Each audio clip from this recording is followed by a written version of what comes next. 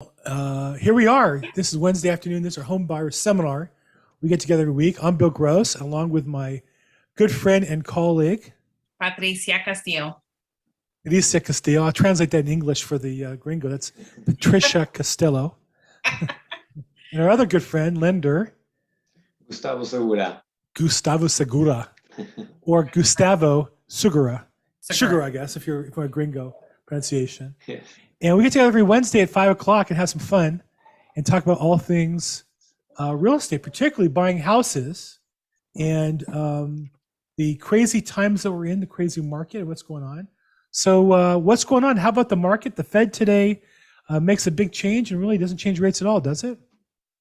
Yeah, I think the market was already adjusting to that. I think everybody was expecting the 75 basis points, and it was jumping around all over the place. But I think it made very minor change. But I think everybody was expecting it, and I think now they're expecting probably December to be the first time that they do 50 basis points versus 75. So I think we might see things settling and maybe coming down a little bit. Yeah. Well, who knows the future, what it holds. We have an election coming up, volatile times, and you have all kinds of possible stuff. Basically, right now, though, it seems like you say, the change was factored in. I'll share with you, I have one listing that we got full price offer in, and we opened escrow today on. Exciting.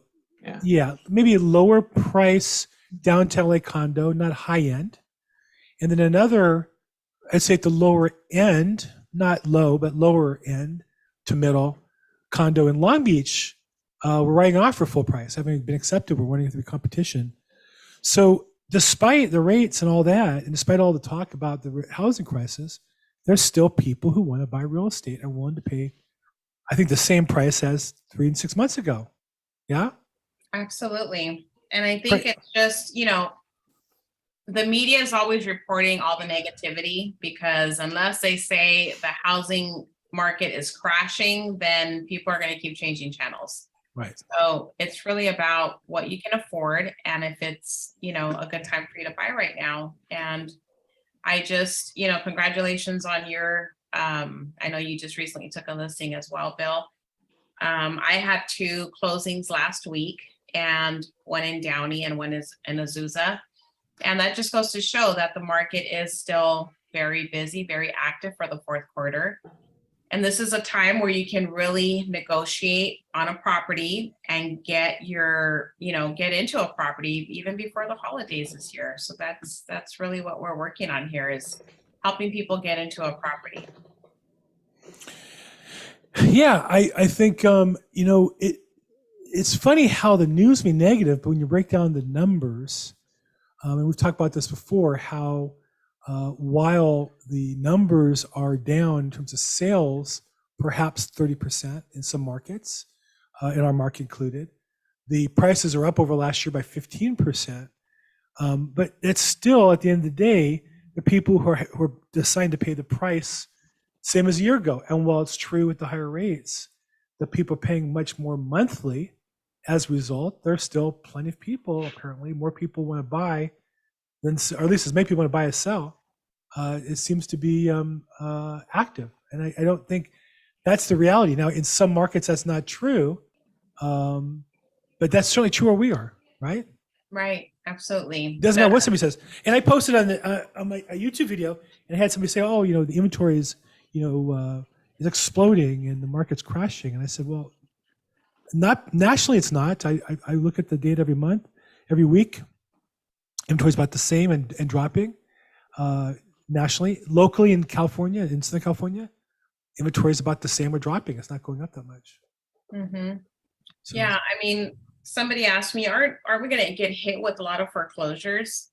And the reality is no, they're pretty much back to the same pre-pandemic levels. And there's always going to be foreclosures, despite the economy, the pandemic. There's just people that fall behind for whatever reason. Sometimes it's just life circumstances, maybe a separation or relocation, loss of employment, whatever the case may be, but life happens and some people just start getting behind on their payments.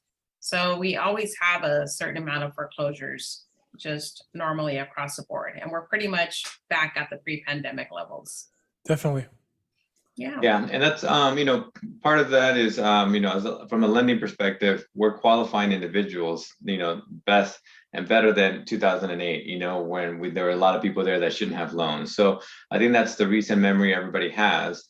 But even in the 2-1 buy down programs or any of those kinds of programs, we're still qualifying them at the fully amortized rate. So we know that they can go ahead and make that payment. So it's still going to be a more qualified borrower.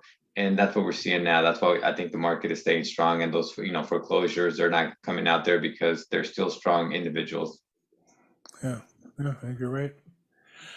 I think you are 100% right. So,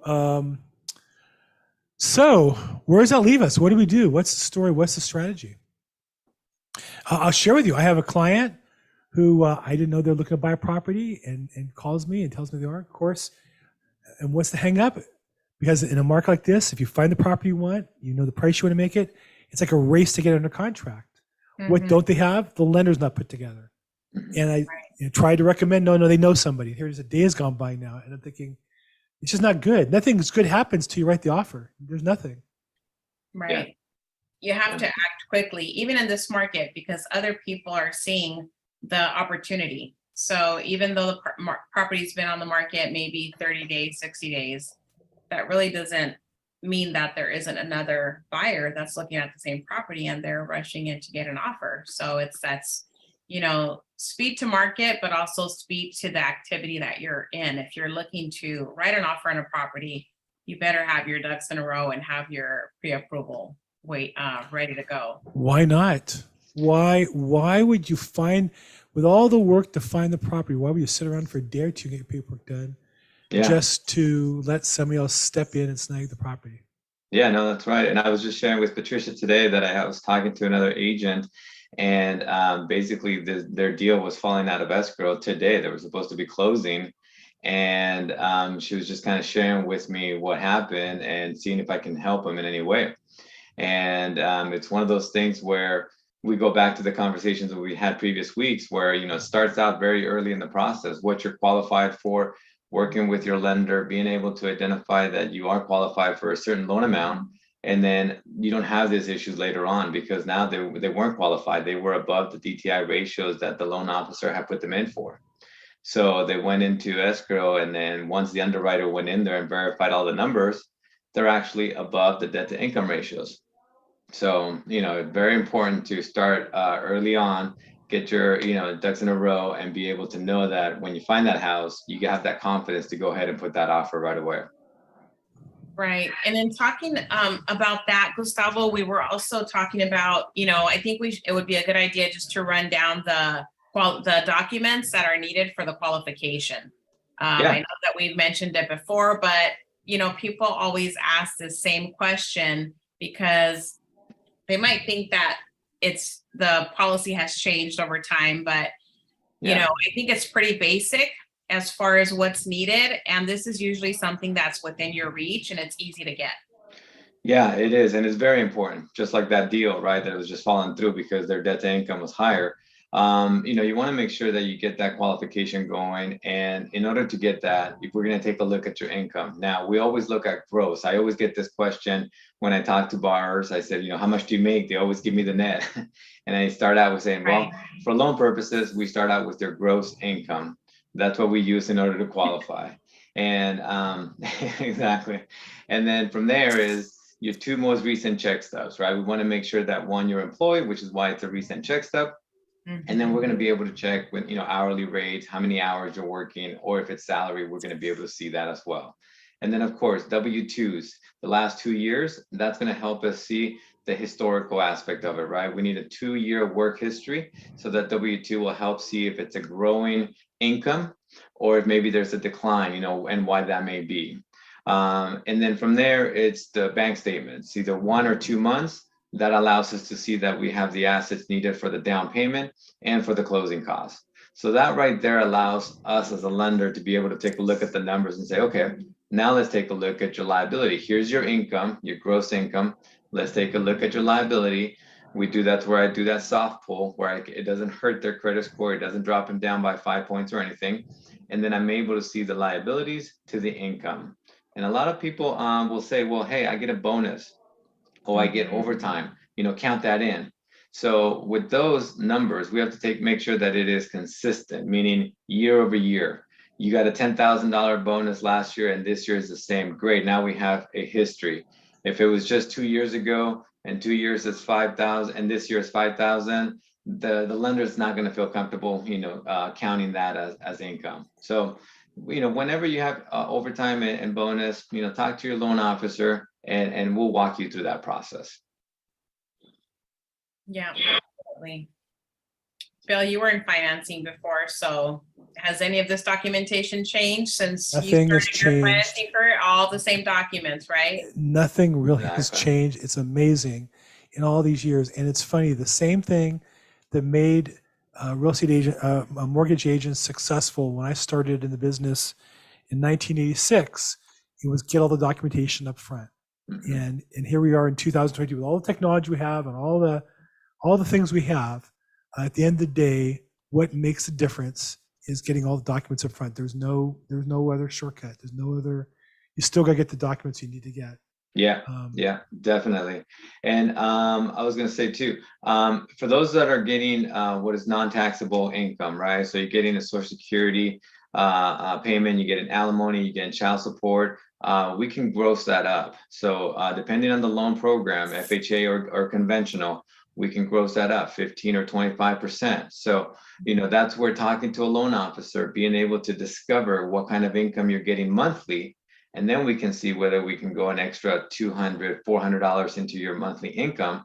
That may make the difference, but being able to get something a little bit better for you.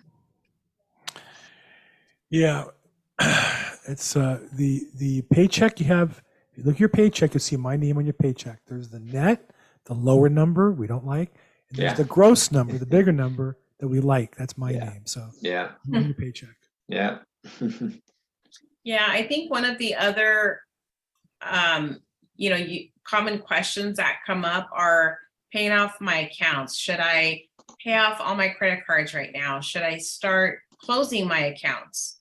So as far as closing accounts, opening new accounts, some people would start a new account just to have that revolving, payment and then charge and then payment and then charge.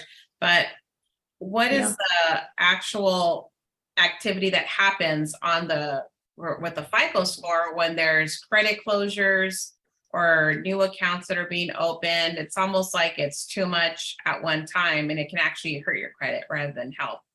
Yeah, and that's actually also what happened today with that individual, because they basically had no other liability except for their housing expense. So their liability was still below the traditional 50% debt to income ratio that you would think for a conventional loan. But Fannie Mae just thought it was too much of a housing cost. So a lot of times when all of your liability is going to go to the house and it's going to be 43, 44, 45% of it, it's not going to get approved, So what you want to do is you want to make sure that, yes, you may have some accounts that you want to pay off, but let's, talk through it with your originator, because when we look at the accounts, you may have 4, 5, 6, 7 accounts and you may think it's too many, but the minimum payments are very little. And you had it for 7 or 9 years, that credit card, it has a good standing history. So you don't want to close something out that shows your credit history, that shows your performance. You also don't want to add anything new, right? You don't want to go out there and start spending money to furnish the new house. And the biggest thing would be like a car loan. Also, you want to make sure that you protect against co-signing anything for anybody else, right? We always have to be careful about who we're co-signing with, but even more so during this time when you're buying a home. I would say stay calm with your credit, monitor it, make sure you know your accounts. Don't start closing off accounts. Talk to your originator first. And then, like I said, don't share any co-signing or anything like that during this period, wait until afterwards. I'll tell you a quick story. In about a long time ago, let's say, 19 something, I had taken over a mortgage company. and the company was like a franchise of a company owned in Texas. Mhm. And so I went to the corporate office after a few months, and they wanted to have like some meetings and review and such and quality control. They sat me down and said, Bill, we have some concerns about the loans you're doing. I said, what? And he said, well, we took whatever number was 100 of your loans you closed. We ran a credit report, and would you believe after closing some number, I forget the percentage, half, 2/3, had substantial purchases after we bought the loan. I said, yeah. And he said, well, how do you explain that? I said, they just bought a new house. Like, of course they bought, appliances and furniture and stuff for the house. And we told them they couldn't buy anything until they closed. So they were ready to go as soon as we closed escrow. Right. So it is a good reminder that, if you're buying an escrow, buying a house, is not a good time to buy anything else. Let it sit, let it wait. Don't buy it on layaway and let it sit there for a month or two. Just fight the urge. And then once you close escrow that day, go crazy, buy it all. Right. You can take it back, whatever, if you don't like it. But I'm just saying it is very important that you not make major purchases, because it affects your credit score, it affects your ratios. In fact, the opposite. If you can pay down balances before you start shopping and you run your credit in, all the better. So.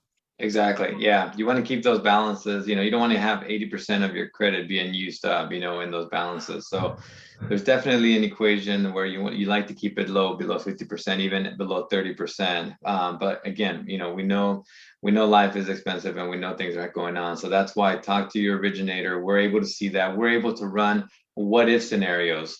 We can take a look at which cards we need to pay down a little bit. It could be $500 we need to pay back down, and then be able to run a rapid rescore, and then we can lift your credit score by 40 or 50 points. So it doesn't always mean go ahead and pay the $3,000. It may just mean $500 that you need to pay down.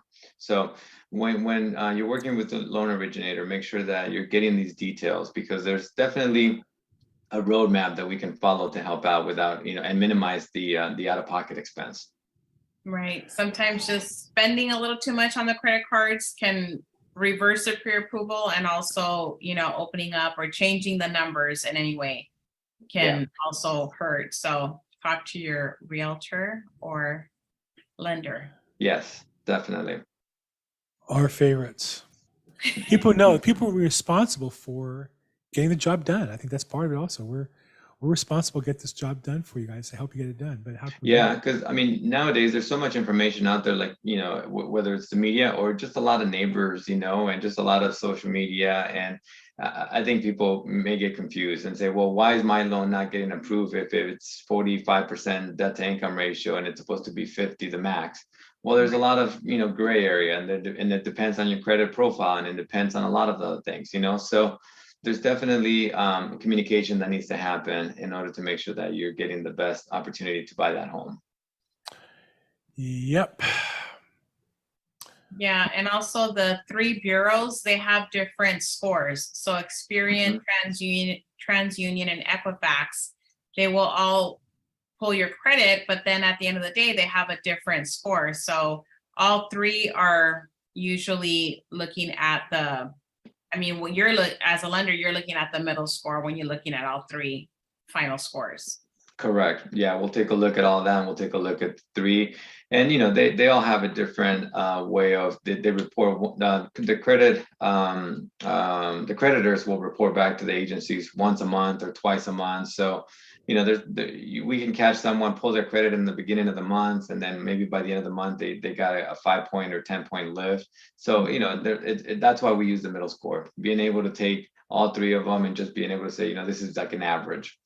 So definitely work with us, and we can help out if we need to get you over 700 credit score. For example, if you're at 660 or 680, that's very close to be able to pay down a couple cards and do that rapid rescore and be able to get you over 700.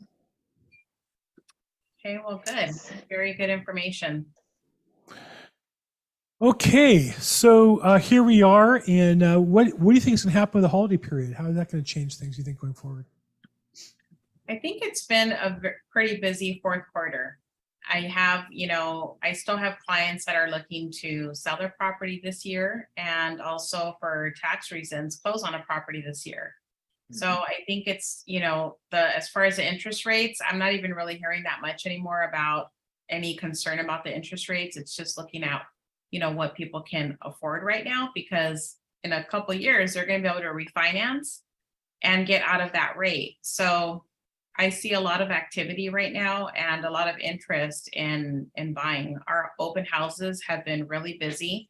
The open house Irene and I did last week in Carson, we had 2 offers that came in, one over asking and one at list price at $650. So whoa. You hold on 1 second there. You held an open house with Irene and you had 2 offers come in that day? The next day, we had 3 calls from an agent. The buyer had just left the property. And this is why I was mentioning earlier, if you see a property you like, don't think that it's just going to sit there and you're going to wait for the price to come down, because there's still offers that are coming in at over asking price because it's in a desirable location. It's a great home. It has the biggest lot in the area. So those are all factors that will engage the buyer activity. So I just, you were asking about what I think. I think it's just going to remain a, stronger fourth quarter. Yeah, it's hard to tell, what the future holds, economically overall. There's so many factors it seems like going on. But as it sits here today, I don't see any slowdown. This is November. And like I said, we got an offer in escrow. And I got another one where I got an offer on. It doesn't feel like it's slowing down. So cool. Okay, well, look, I think we covered. Anything else you want to cover before we wrap up today? I just wanted to mention that it's a good idea to keep an eye on your credit. And one way to do that is pulling your own credit report. You can get one free credit report online at annualcreditreport.com. And Nice. it'll give you all of your credit, your 3 credit scores there. So that's a really comprehensive report you can pull online. It's free. And it's a really good opportunity just to see where you're at, even if you're just thinking about maybe getting started. But you always want to look at your credit report at least once a year to see what's on there. There might be some items that could be disputed that may not even belong to you. And so that's why it's important to take a look. And, we're happy to look at that report with you as well, if you have any questions about it. Fantastic. And so, Patricia, someone wants to get a hold of you to find out more. How do they get a hold of you? My cell phone number, 323-365-9909. And where are you located? In Los Angeles, in Downey. Los Angeles or Downey? Which one? Downey, in Los Angeles County. See, Downey's so bougie. You're embarrassed to say that you're in Downey. You want to tell people in LA. Act like you're some homegirl. No, she's in Downey. She's all that in Downey. And she's visiting us today. So very nice. And Gustavo, someone get a hold of you and talk about loans. How would they get a hold of you? Yeah, cell phone number, the best way, 714-334-4563, text or call. Fantastic. Yeah. I'm Bill Gross. We do this every Wednesday at 5 p.m. Pacific, 8 p.m. Eastern. We live stream it onto social media. Reach out to us. If you have questions, put in the chat box. We'll get back to you. Reach out to us directly. And as always, may today your best day ever. Bye, everybody. Thanks so much. Bye. Thank you, guys. Bye-bye.